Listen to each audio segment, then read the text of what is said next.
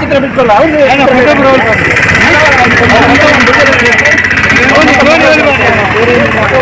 ಹೌದು ಅವನ ನಿನ್ನ ಅಪ್ಪನ ಫೋಟೋ ಯಾರ್ದು ಇಟ್ಕೊಂಡು ಬಂದದ್ದು? ಯಾರ್ದು ಇಟ್ಕೊಂಡ್ ಬಂದದ್ದು? ಜಮೀರ್ ನಿನಗೇನಾಗ್ಬೇಕು? ಜಮೀರ್ ನಿನಗೇನಾಗ್ಬೇಕು?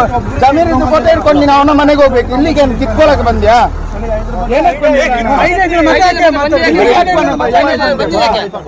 ತಪ್ಪಾಯ್ತಂತ ಇವಾಗಲ್ಲ, ಅವಾಗ